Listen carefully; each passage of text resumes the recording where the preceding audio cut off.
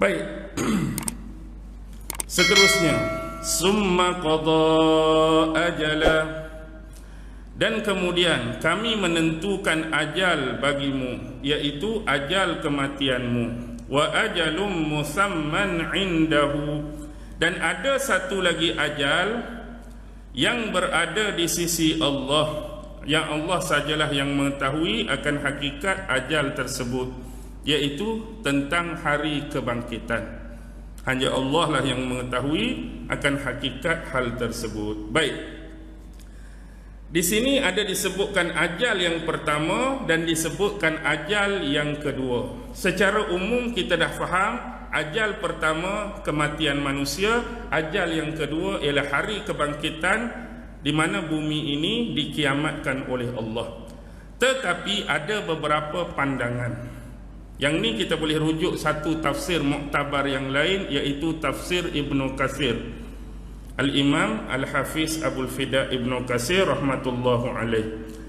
Baik, di dalam tafsir tersebut Imam Ibnu Katsir mendatangkan 4 pandangan berkaitan dengan ajal yang pertama dan ajal yang kedua. Pandangan pertama ialah daripada Sa'id bin Jubair. Keluar balik nama tabi'in ni. Tadi dah ada kan pasal bumi Dajnah tu. Sa'id bin Jubair mengatakan daripada periwayatan Abdullah ibnu Abbas bahawa ajal yang pertama adalah merujuk kepada ajal kematian, manakala ajal yang kedua adalah merujuk kepada ajal kebangkitan kali kedua manusia. Dengan kata lain, hari kiamat ataupun hari pengakhiran bagi alam semesta ini. Itu jelas. Pandangan yang kedua datang daripada tabi'in yang besar yang pernah berguru dengan 70 orang sahabat. Siapa dia? Tabi'in. Tok guru dia 70 orang sahabat. Hasan Al-Basri, tabi'in yang besar, tabi'in senior. Satu sumber periwayatan daripada beliau, makna bagi ajal yang pertama dan kedua dia sama dengan nombor 1. Cuma cara dia hurai, cara dia syarah tu agak sedikit panjang dan detail. Contoh, Imam Hasan Basri kata ajal yang pertama merujuk kepada permulaan penciptaan bagi seseorang sehingga dia melalui satu fasa, satu tempoh kehidupan dia sampailah dia ditentukan ajal kematiannya. Benda sama. Hak nombor 1 tadi dia sebut umum ajal kematian, tapi hak ni dia hurai sikit, bermula daripada Allah menciptakan seseorang tu dan dia melalui satu tempoh, satu fasa kehidupan. Kalau kata 40 tahun, 40 tahun. Kalau kata 50 tahun, 50 tahun, sampailah dia bertemu dengan ajal kematian dia. Dan ajal yang kedua pun syarah dia lebih kurang. Bermula daripada tempoh kematian ajal dia tu hingga dia menjalani satu tempoh, satu masa di alam barzakh, sampailah dia dibangkitkan kembali oleh Allah buat kali yang kedua di mahsyar kelak untuk dibicarakan di hadapan penghakiman Allah. Baik, 1 dengan 2 jelas.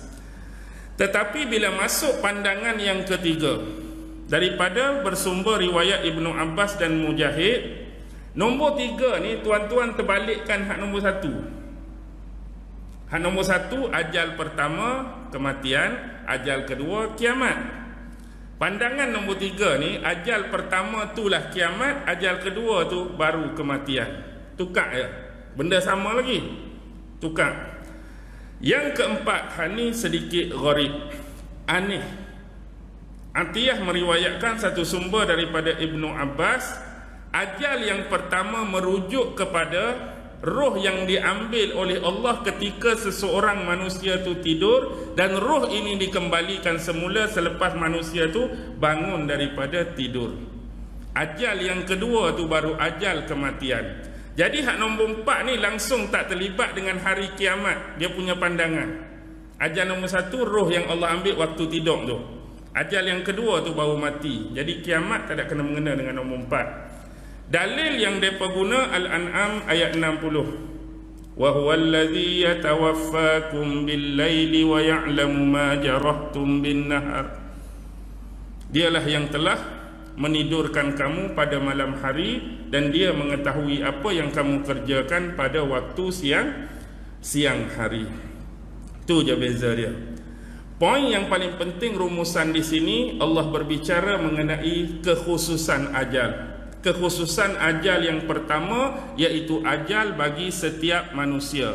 Manakala keumuman umum global tentang ajal yang kedua iaitu alam semesta ini akan ditamatkan oleh Allah dengan namanya hari kiamat. Baik. Persoalan penting di sini. Kita yang hidup ni pasti akan mati, confirm. Tak ada siapa boleh elak. Kullu nafsin za'iqatul maut. Saya akan mati, tuan-tuan hak duduk depan saya, puan-puan hak duduk depan saya pun akan mati. Cuma yang kita tak tahu bila ajal tersebut akan datang dan jemput kita. Contoh, saya hak duduk depan tuan-tuan ni sekarang ni dah 46 tahun. Atas dasar kemungkinan, cakap atas kemungkinan, mungkin Allah nak ambil 52, tak tahu. Mungkin Allah nak ambil 63, tak tahu. Mungkin Allah nak ambil 70, saya pun tak tahu. Ataupun mungkin Allah nak ambil 46 juga, tapi sekarang baru bulan Februari. Mungkin nak masuk puasa, nak masuk Ramadan, dia nak ambil, wallahu alam. Ataupun lepas raya Syawal, wallahu alam. Ataupun hujung bulan 12 nak cuti sekolah, wallahu alam. Saya tak tahu, tuan-tuan pun tak tahu. Begitu juga dengan harinya, mati tu hari apa, bulannya, bulan apa, tahunnya, tahun apa, pukul berapa, waktu bila, tempoh masa bila, saya tak tahu. Dia nak ambil waktu pagi ke, dia nak ambil waktu syuruk ke, dia nak ambil waktu duha ke, dia nak ambil waktu tengah hari ke, dia nak ambil lepas asar ke, dia nak ambil waktu drama Korea waktu maghrib tu ke, wallahu alam. Dan begitu juga dengan asbab kematian. Sebab kita nak meninggal, mungkin meninggal secara biasa, tidur dalam bilik tidur kita, atas katil kita, bantal kita, tilam kita. Mungkin juga Allah nak ambil kita di luar rumah kita, atas jalan aksiden, wallahu alam. Jatuh pokok, wallahu alam. Terjun lubang, wallahu alam. Kena langgak tu, wallahu alam. Kena bunuh, wallahu alam. Terbunuh sebagai mati syahid, wallahu alam. Kita tak tahu bagaimana bentuk kematian kita. Dan begitu juga pengakhiran kehidupan kita. Sama ada mati dalam keadaan beriman kepada Allah dan membawa keimanan tersebut bertemu dengan Allah, ataupun sebaliknya. Tapi kita selalu minta biarlah kehidupan kita ni berakhir dengan husnul khatimah. Imam duk doa, kita duk doa. Hal selebihnya Allah lah yang lebih mengetahui. Itu permintaan kita. Harap-harap Allah mengampuni dosa-dosa kita dan memakbulkan harapan dan permintaan kita nak meninggal dalam husnul khatimah. Itu impian kita.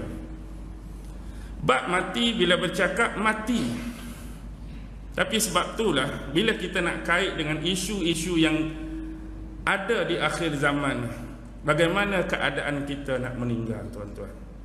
Dalam Quran Allah dah ceritakan bentuk-bentuk kematian yang pelbagai. Allah cerita pasal utusan-utusan dia, dan bila sebut utusan Allah pasti ada pendukung, pasti ada penentang. Nabi Nuh ada pendukung dia, ada penentang dia, dan kedua-dua watak tersebut dah lama meninggalkan kita. Mereka semua dah meninggal, termasuk utusan tersebut sudah diwafatkan Allah. Nabi Nuh wafat, hak sokong dia pun meninggal, hak lawan dia pun meninggal. Tetapi perbezaan dia cuma dua. Pendukung meninggal macam mana, penentang meninggal macam mana. Mati tetap mati. Tuan-tuan, pilihan di tangan anda. Anda nak jadi seorang yang meninggal di hadapan Allah dalam keadaan menjadi pendukung agama Allah, ataupun manusia yang menentang agama Allah, menentang Rasulnya, ataupun manusia yang menjadi penyokong kepada Rasulnya. Semua Nabi-Nabi itu ada benda tu. Faham tak maksud saya? Nabi Hud ada penyokong, ada penentang. Nabi Soleh ada penyokong, ada penentang. Sampailah Nabi Muhammad pun ada penyokong, ada penentang. Agama Islam hari ini pun ada penyokong dan ada penentang. Dan kita semua pasti akan mati. Dan kita nak mati dalam bentuk yang macam mana? Bila kita berbicara mengenai akhir zaman, akhir zaman ni Rasulullah bagi tahu banyak fitnah-fitnah kan dalam hadis-hadis. Dan ada di antara fitnah yang berbahaya yang boleh mengikis akidah, boleh menggelincirkan akidah kita. Itu yang kita duk cerita sangat tu. Ada benda-benda yang dia boleh menyebabkan kita terbabas, kita terlepas, kita tergelincir. Bab akidah paling penting, takut jatuh pada syirik. Syirik pada akidah, syirik pada i'tiqad, syirik pada amalan, syirik pada ucapan, syirik pada perbuatan. Benda tu kalau tak jaga, kalau tak belajar sungguh-sungguh, takut kita tu terkena tempiasnya. Begitu juga dengan hal syariat. Ada begitu juga dengan hal keagamaan. Begitu juga dengan hal akhlak.